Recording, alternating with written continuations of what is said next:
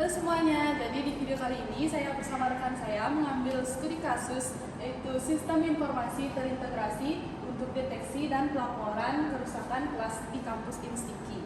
Jadi sebelum masuk ke materi, izinkan kami untuk memperkenalkan diri kami.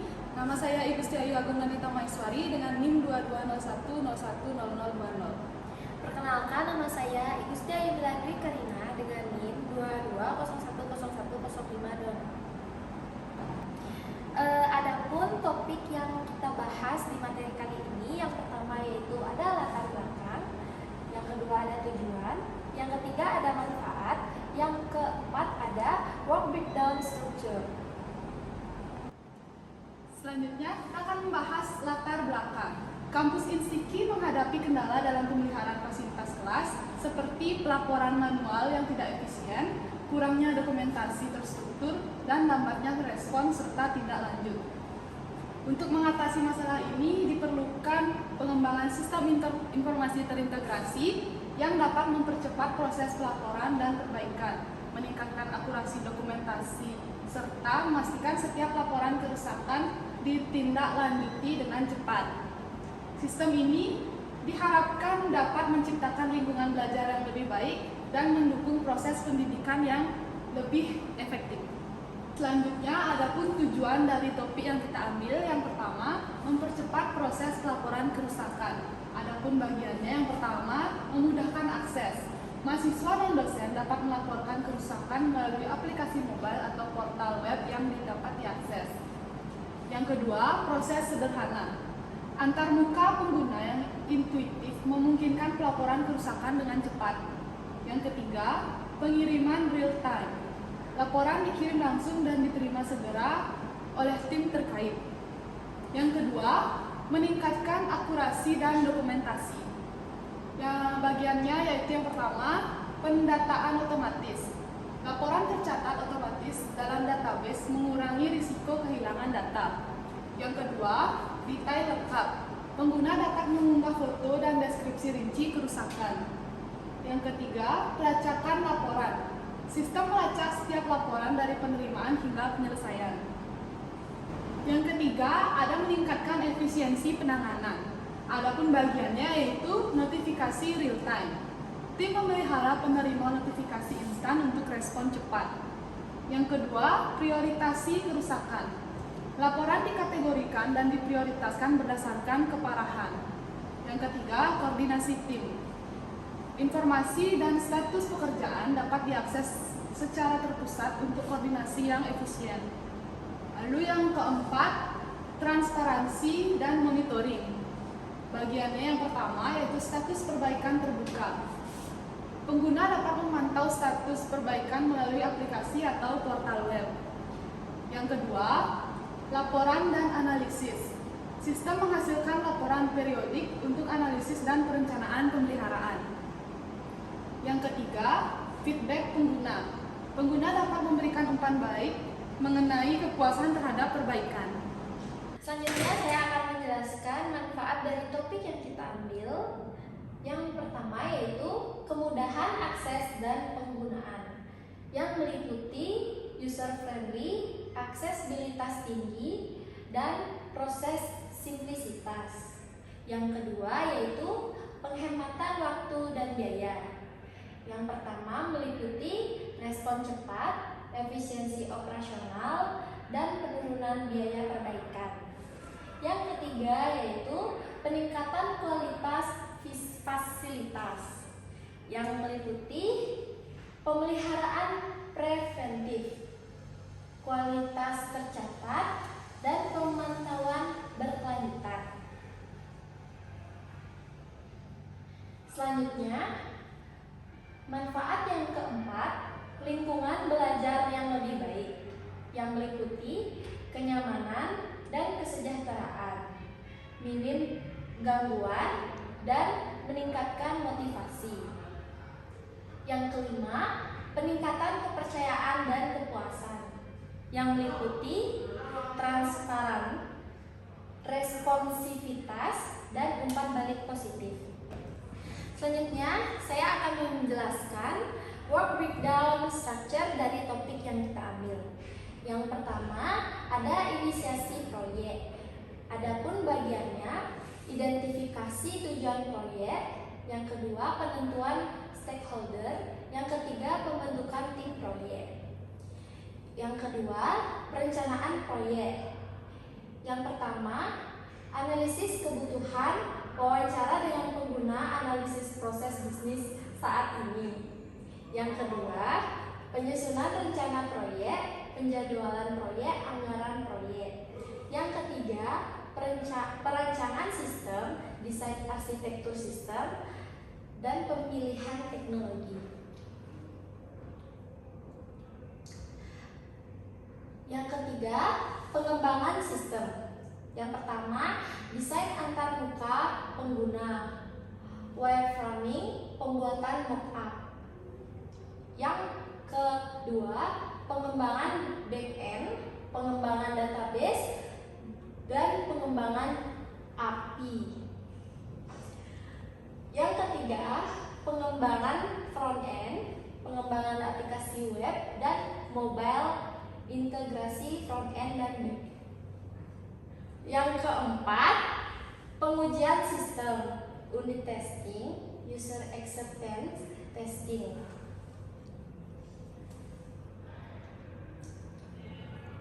Yang keempat ada implementasi sistem. Adapun pembagiannya, yang pertama persiapan infrastruktur, penyediaan server dan hosting. Yang kedua pelatihan pengguna, pelatihan mahasiswa dan dosen, pelatihan tim pemeliharaan. Yang ketiga peluncuran sistem, soft launch dan full launch. Yang kelima pemeliharaan dan evaluasi. Adapun pembagiannya, yang pertama pemantauan sistem, monitoring kinerja sistem. Yang kedua dukungan pengguna, layanan bantuan, dan penanganan masalah. Yang ketiga evaluasi dan pengembangan lanjutan, evaluasi kinerja sistem dan peningkatan.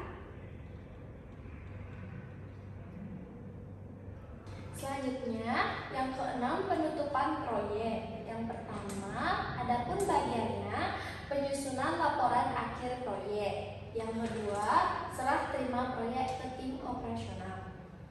Berikutnya adalah project scheduling yang kita buat. Pada tahapan to-do ada identifikasi tujuan proyek. Pada bagian ini menetapkan tujuan dan sasaran utama dari proyek untuk memastikan semua tim memiliki pemahaman yang sama. Berikutnya, penentuan stakeholder. Pada bagian ini, mengidentifikasikan individu atau kelompok yang memiliki kepentingan dalam proyek dan memastikan peran serta tanggung jawab mereka. Lalu selanjutnya, pembentukan tim proyek.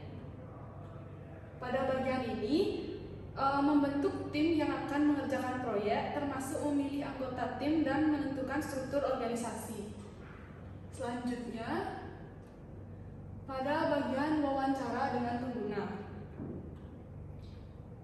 Pada bagian ini, melakukan wawancara dengan pengguna untuk mengumpulkan informasi mengenai kebutuhan dan harapan mereka. Lalu selanjutnya pada analisis proses bisnis saat ini. Pada bagian ini, menganalisis proses bisnis yang ada untuk memahami bagaimana sistem baru akan mengintegrasikan atau meningkatkan proses tersebut. Selanjutnya, pada penjadwalan proyek. Pada bagian ini, membuat jadwal proyek yang terperinci termasuk timeline untuk setiap tugas. Selanjutnya, pada anggaran proyek. Pada bagian ini, menyusun anggaran proyek untuk memastikan dana tersebut untuk semua aktivitas proyek. Selanjutnya, pada desain arsitektur sistem. Pada bagian ini, merancang arsitektur sistem yang akan digunakan termasuk struktur teknis dan komponen utama. Selanjutnya, pemilihan teknologi. Pada bagian ini, memilih teknologi yang paling sesuai untuk mengembangkan sistem berdasarkan kebutuhan dan persyaratan yang akan diidentifikasikan. Selanjutnya, yaitu wireframing. Pada bagian ini, membuat wireframing untuk merancang layout dasar dan antarmuka pengguna. Selanjutnya, di tahap doing, yang pertama ada pembuatan mockup. Di tahap ini, mengembangkan mockup yang lebih detail berdasarkan wireframe. Selanjutnya, di pengembangan database. Di tahap ini merancang dan mengembangkan basis data yang diperlukan untuk sistem. Selanjutnya, pengembangan API. Di tahap ini, mengembangkan API yang akan digunakan untuk komunikasi antara front end dan back end. Selanjutnya, di tahap pengembangan aplikasi web dan mobile. Di tahap ini, mengembangkan aplikasi untuk platform web dan mobile. Selanjutnya, integrasi front end dan back end. Di tahap ini, mengintegrasikan front end dan back end untuk memastikan aplikasi berfungsi dengan baik. Selanjutnya, unit testing. Di tahap ini, melakukan pengujian unit pada setiap komponen untuk memastikan mereka berfungsi secara individual.